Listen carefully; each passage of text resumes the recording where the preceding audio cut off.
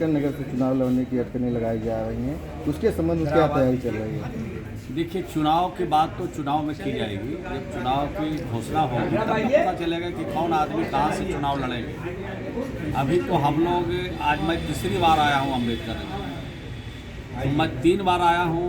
इसका मकसद ये नहीं है कि नीतीश कुमार जी यहाँ से चुनाव लड़ना चाहते हैं, लेकिन जब चुनाव आएगा तो उम्मीदवारों की घोषणा की जाएगी और तब आपको सही बात की जानकारी मिलेगी। अभी तो हम लोग संगठन के काम से घूम रहे हैं, सदस्यता अभियान चल रहा है, संगठन बन रहा है और नीतीश कुमार जी यहाँ पर आने वाले हैं, पधारने वाले हैं।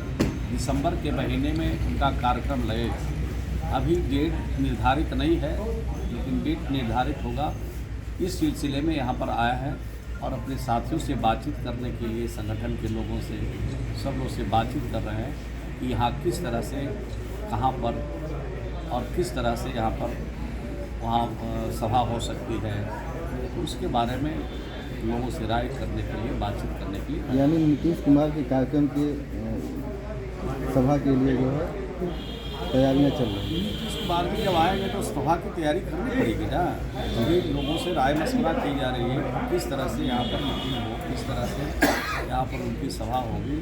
वो कार्यक्रम के संदर्भ में भी और संगठन को और आगे बढ़ाने के लिए, सदस्यता अभियान को चलाने के लिए भी हम लोग घूम रहे हैं जगह जगह। अभी बनारस भी गए थे, अभी यहाँ भी आया है, अभी वो इलाहाबाद भी गए थे, जौनपुर भी गए थे। हम लोग काम करते रहते हैं, तो काम चल रहा है। नीतीश कुमार ने जो है बिहार में जातिगत आधारित जनगणना करा करके देश में एकदम नया संदेश देने का काम किया है। भाजपा उसका प्रयोग करेगी। ये भाजपा तो तरह तरह से जाति आधारित गणना को रोकने का प्रयास किया। पहले विरोध किया, देश के प्रधानमंत्री को जब कहा गया तो उन्होंने नहीं माना कि हाँ, हमको गणना करानी चाहिए। और जब राज्य को ये अधिकार प्राप्त था तो राज्य की तरफ से तय किया गया कि बिहार में जाति आधारित गणना कराई जाएगी। जब बिहार में काम शुरू हुआ तो भाजपा ही के कुछ तथाकथित नेता चले गए न्यायालय में, हाई कोर्ट में चले गए। हाई कोर्ट ने से जब रोक नहीं लग सका तो सुप्रीम कोर्ट का सहारा लिया। यानी केन प्रकार भारतीय जनता पार्टी के नेता लोग उसको रोकने की पूरी कोशिश की। दिल्ली में बैठे जो उनकी सरकार है उसने भी रोकने का काम किया। दिल्ली में सुप्रीम कोर्ट में जो सबसे बड़े सरकार की तरफ से वकील होते हैं, सोलिसिटर जनरल, उन्होंने इसका विरोध किया।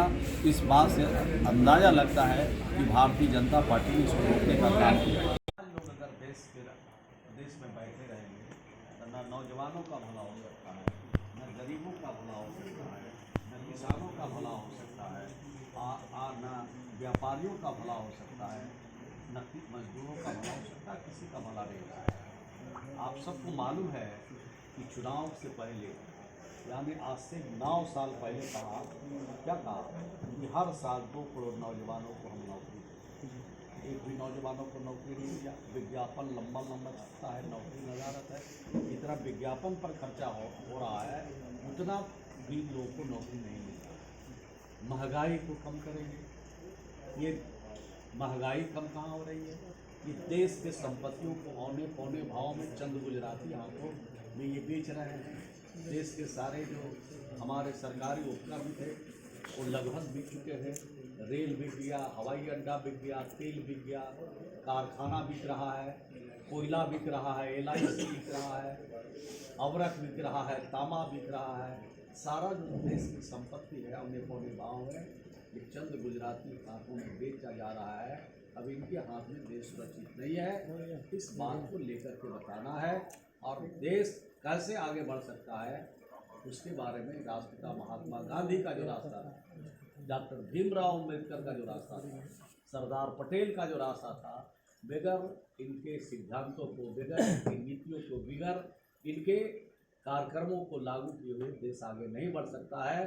ये संविधान बदलना चाहते हैं और जब संविधान बदलना चाहते हैं तो आप सोच लीजिए कि इनके मन में देश के प्रति ममता कहाँ है, देश के मन में भाव कहाँ है और देश के बारे में एक सोचने वाले लोग। क्योंकि देश की आज़ादी में तो इनका कोई योगदान नहीं है, न इनका RSS का योगदान है, न भारतीय जनता पार्टी का कोई भी नेता बताए कि इनके पीछे का कोई योगदान है। न जनसंघ में उस समय था, जनसंघ होगा उस समय जनसंघ के लोगों का भी योगदान नहीं है, बल्कि राष्ट्रपिता महात्मा गांधी के हत्या में आरएसएस के लोग का योगदान है। ये हम नहीं कर रहे हैं, ये सरदार पटेल का है। सरदार पटेल ने पत्र लिखा है कि ये आरएसएस के लोग जो है ये दंगाई हैं, फसादी हैं, ये समाज में तनाव पैदा करना चाहते हैं, भेदभाव पैदा करना चाहते हैं, इनसे सावधान रहने की जरूरत है। ये सरदार पटेल का है। तो ऐसे लोगों से देश को सावधान करना कि नीतीश कुमार जी का आना जरूरी है, और देश भर में घूमेंगे, सिर्फ उत्तर प्रदेश में नहीं देश भर में घूम करके ये भाजपा के कारनामों का पर्दाफाश करेंगे और देश के लोगों को संदेश दे करके चूक करके 2024 में भाजपा मुक्त भारत बनाने के लिए लोगों को प्रेरित करेंगे।